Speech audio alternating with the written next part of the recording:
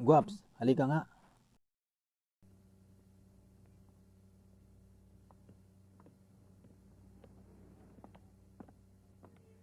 Ano yun, sir? Bakit ngayon ka lang? Matagal na kitang hinahanap ah. Saan ka ba nagsusuot? Pasensya ka na, sir. Medyo busy lang talaga sa trabaho.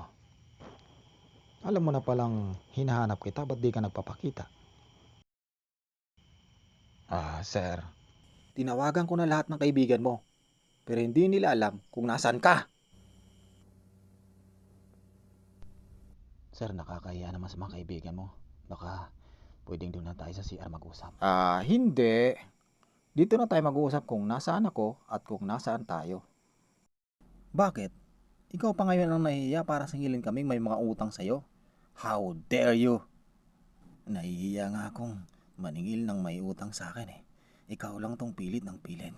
Alam mo sir, ayaw ko nga gumala at pumunta rito eh. Kasi baka magbayad kayo ng utang nyo. Yun nga eh. Hiyang-hiya na kami sa sarili namin kasi ayaw maningil. Sa susunod, huwag ka nang magpapautang dito kung ayaw mong pabayad. Alam mo bang nai-stress na ako ng dahil sa'yo? Nakakasakit ka na ng damdamin eh. Ikaw kaya ang nasa kalagayan ko.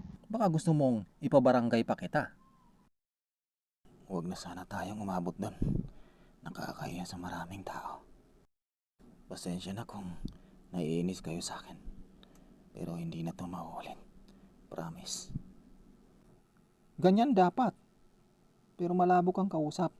Lumayas ka na at baka ipakulong pa kita at maawa pa ako sa'yo. Huwag kang mag-alala, sir. Hindi ko na patutubuan yung utang mo. Para hindi kayo nagagalit sa akin. That's good.